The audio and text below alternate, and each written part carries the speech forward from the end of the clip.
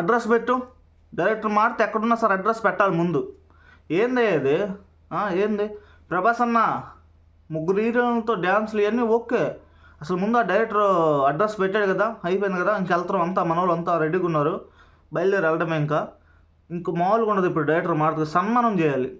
సన్మానం కూడా ఎందుకు చేయాలనేది ఇప్పుడు నేను చెబుతాను అన్నమాట. ఈ వీడియో పూర్తి వరకు చూడండి. ఎవరైనా మన ఛానల్ సబ్స్క్రైబ్ చేసుకోకపోతే సబ్స్క్రైబ్ చేసుకోండి.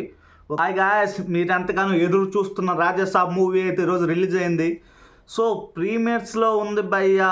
షో మైండ్ బ్లోయింగ్ భయ్యా మూవీ మట్టికి. కొన్ని 2 పాయింట్స్ చెప్తున్నాను. ఈ పాయింట్స్ వల్ల ఏం ఫీల్ అవ్వద్దు ఫ్యాన్స్ అయితే. కొన్ని నెగిటివ్ కూడా ఉన్నాయి అన్నమాట సినిమాలో. విఎఫ్ఎక్స్ కొంచెం లాగ్ అయిపోయింది బాగా. అంత లాగ్ అవసరం లేదనిపించేటట్టు ఉంది విఎఫ్ఎక్స్ అయితే. కానీ ప్రభాస్ అన్న యాక్టింగ్ కానీ సాంగ్స్ కానీ వేరే లెవెల్. ముగ్గురు హీరోయిన్లు మంచిగానే చేశారు, అంతా బాగానే ఉంది. కానీ ఉన్న సెకండ్ పాయింట్ చెప్తున్నాను. మారుతి లాస్ట్లో 30 మినిట్స్ క్లైమాక్స్ నిజంగా ఆయనే రాశాడా లేకపోతే ఊరినైనా బెదిరించేమని రాపించాడా అన్నట్టే ఉంది. నిజంగా అట్లా రాశాడు. 30 మినిట్స్ లాస్ట్ క్లైమాక్స్ అయితే వేరే లెవెల్. అసలు ఇంకా మాట్లాడుకోవడం వేయంలో అంత బాగా అల్లాడిచ్చాడు. సో మారుతి గారు మీరు ఎట్లా అసలు రాజాసాబ్ సూపర్గా తీశారు. సో మనం కొన్ని పాయింట్లు అయితే మాట్లాడుకుందాం రాజాసాబ్ గురించి. ప్రభాస్ అన్న యాక్టింగ్, నిధి అగర్వాల్, మాలవిక మోహన్, రీతు వీళ్ళందరివి క్యారెక్టర్లు ఓకే, అంతా బాగానే ఉంది. సంజయ్ దత్ గారు ఫస్ట్ ఫ్లాష్ బ్యాక్ వచ్చేసి సంజయ్ దత్ గారిది ఫ్లాష్ బ్యాక్తో స్టార్టింగ్ అయ్యింది మూవీ అయితే. అక్కడి నుంచి ఇంకా చిన్నగా రాజాసాబ్ ఎంటర్ అవుతాడు. రాజులోకి రాజు ప్రభాస్ రాజు ఆ విధంగా అయితే మూవీలోకి ఎంటర్ అవుతాడు. ఆ తర్వాత సెకండ్ హాఫ్లో ఉంటుంది నాయనమ్మ ప్రభాస్ది.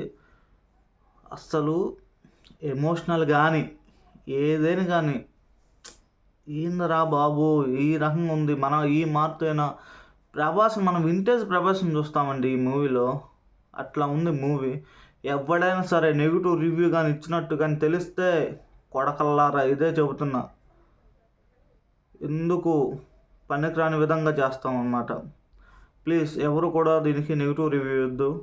మూవీ ఎక్సలెంట్గా ఉంది. ఎవరు కూడా దీని గురించి తప్పుగా మాట్లాడద్దు. అది నెగిటివ్ రివ్యూ ఇచ్చి నెగిటివ్ విధంగా మాట్లాడితే మటుకి ఎవరు వేరే విధంగా ఉండేది. ముందే చెప్తున్నాము, ప్రభాస్ ఫ్యాన్స్తో వద్దు, పెట్టుకోవద్దు. రెబల్స్ మెంటల్ అంటారు కదా, సో అవును, అసలు రావద్దు, జోలికే రావద్దు. సినిమా సూపర్, అంతే, అంతకుమించి ఇంకే చెప్పేది ఏం లేదు. ప్రభాస్ అన్నని మళ్ళీ మనం డార్లింగ్ మిర్చి ఆ టైప్లో చూసాము.